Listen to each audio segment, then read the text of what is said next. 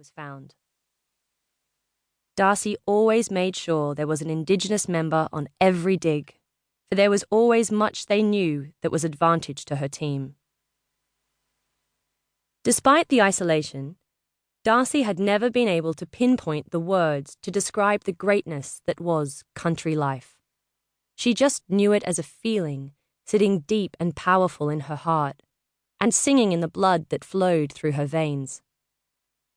And this particular landscape drew her even more because of the treasures it held just below the topsoil. Okay, sometimes it took a little digging deeper, but scratching in dirt for that next fossil find was in her top 3 of life's pleasures, along with having sex. Not that she'd experienced that one in a while. And an ice-cold beer on a stinking hot day. Her purpose this visit was on a mission for the museum to identify and assess a new fossil discovery on an Outback sheep station, Matilda Downs. Then to manage and supervise the volunteer field team, along with the supply trailer of digging equipment already organised to come out in convoy to the dig site tomorrow. With all legalities and the holder permit organised, the search could begin straight away. Always an exciting time. Apparently, the station owner's son had been out mustering sheep and, being an Outback boy who knew every rock on the station, figured some looked different, brought them back to the homestead, took photos, and emailed them off to the museum, which is where she came in. In recent years, the institution had named 3 new Australian dinosaurs, the first for 75 years. With its rich dinosaur heritage, Queensland boasted the most comprehensive fossil history in Australia. The museum's collection alone numbered millions of species, including the country's oldest dinosaur skeleton. From the images the boy had sent, it was difficult to accurately identify the find, but initial guesses centered on it being a potentially significant section of a dinosaur skeleton.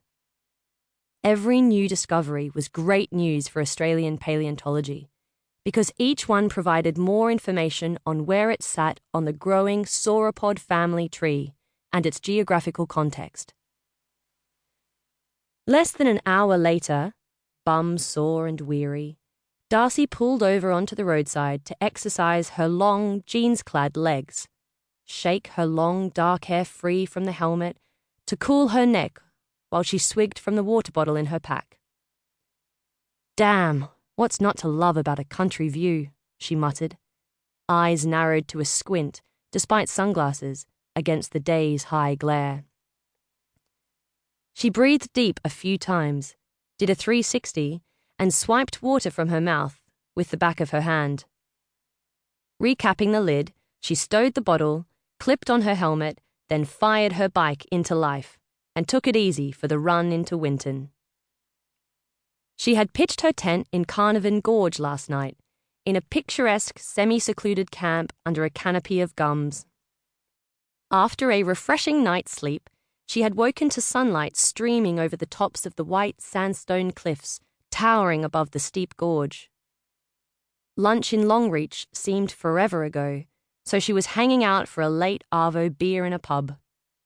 Fortunately, Winton had 4 of them. She would leave it for another day to visit the huge Australian Age of Dinosaur museum complex, half an hour southeast of town, to drool over the largest collection of Australian dinosaur bones in the world. Darcy had already been in touch and liaised to organise the field team, but, for now, she only planned on stopping long enough in Winton for a cold one, because she wanted to make the station and pitch camp by dark.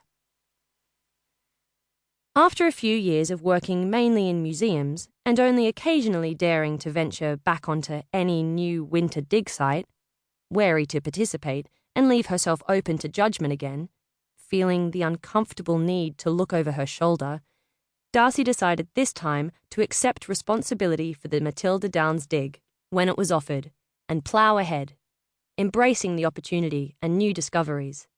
Always a high. She released a long sigh of pleasure. It was great to be in the Outback again. As she cruised into Winton,